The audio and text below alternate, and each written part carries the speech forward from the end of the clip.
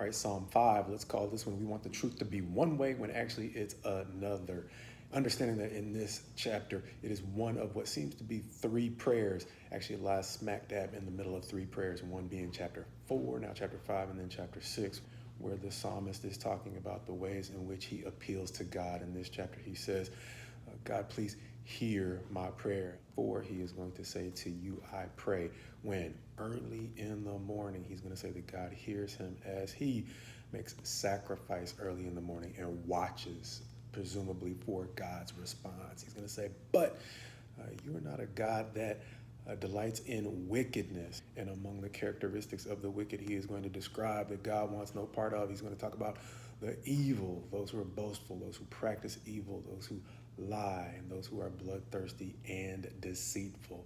Those are some of the characteristics among other things that God abhors. Before he is going to go on to say, but I will enter into your house, not through my perfection, but through your steadfast love, and understanding that he is going to bow down in fear of God, asking God to lead him and make his way straight because of his enemies. Those David is going to go on to describe as those in whose mouths there is no truth, as he's also going to highlight the fact that their inmost self, something that's going to be important, at least in what caught my attention this week, their inmost self is destruction. He's going to describe their throat as an open grave, people who are no strangers to using flattery to gain advantage. He is going to, as opposed to appealing to God's mercies for them, he's going to say, let them bear their guilt. Why? Because he is going to describe them as those who do not seem to be making mistakes, but simply going back to what seems to be a comfort zone in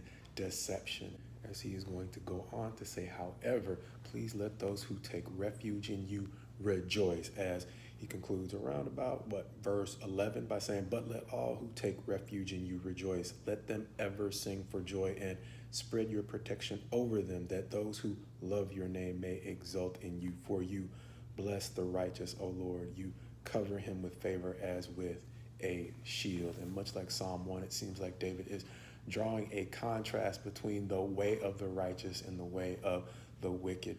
My attention probably most being caught by that part where we pause to notice how he gets up in the morning to do two things, sacrifice and watch.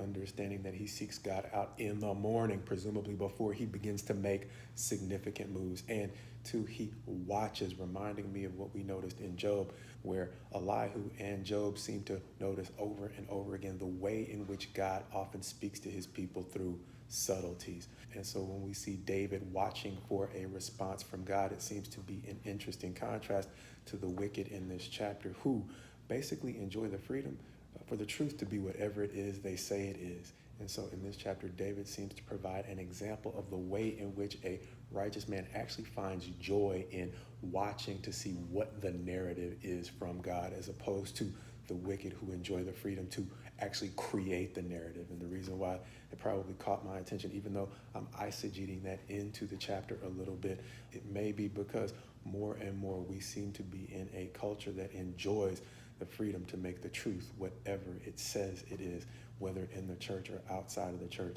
It seems that as opposed to David, a man who still finds joy in trying to understand truth and seek it out, we're in a time where many find more joy and actually more praise for their ability to reshape the truth.